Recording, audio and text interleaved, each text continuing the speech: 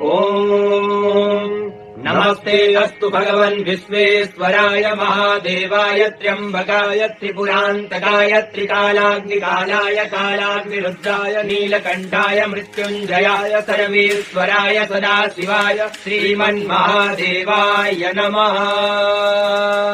ॐ नमस्ते अस्तु भगवन् विश्वेश्वराय महादेवाय त्र्यम्बकाय त्रिपुरान्तकाय त्रिकालाग्निकालाय कालाग्निरुद्राय नीलकण्ठाय मृत्युञ्जयाय सर्वेश्वराय सदाशिवाय श्रीमन्महादेवाय नमः।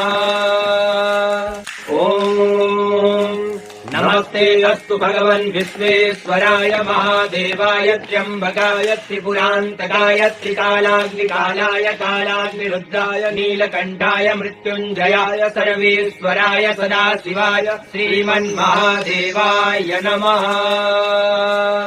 ॐ नमस्ते अस्तु भगवन् विश्वेश्वराय महादेवाय त्र्यम्बकाय त्रिपुरान्तकाय त्रिकालाग्निकालाय कालाग्निरुद्राय नीलकण्ठाय मृत्युञ्जयाय सर्वेश्वराय सदाशिवाय श्रीमन्महादेवाय नमः।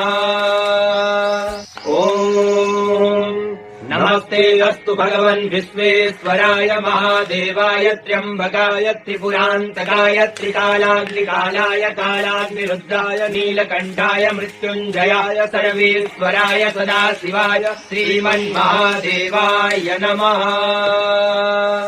ॐ नमस्ते अस्तु भगवन् विश्वेश्वराय महादेवाय त्र्यम्बकाय त्रिपुरान्तकाय त्रिकालाग्निकालाय कालाग्निरुद्राय नीलकण्ठाय मृत्युञ्जयाय सर्वेश्वराय सदाशिवाय श्रीमन्महादेवाय नमः।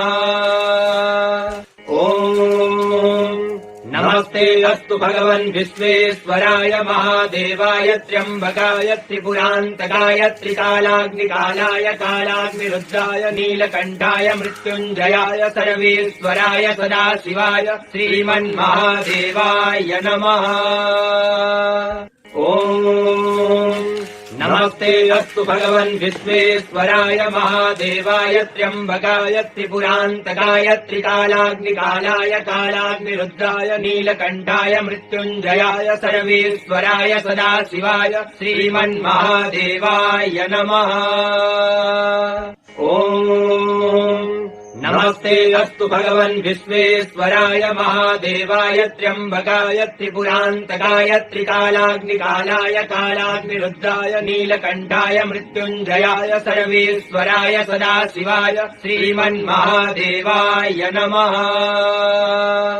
ॐ नमस्ते अस्तु भगवन् विश्वेश्वराय महादेवाय त्र्यम्बकाय त्रिपुरान्तकाय त्रिकालाग्निकालाय कालाग्निरुद्राय नीलकण्ठाय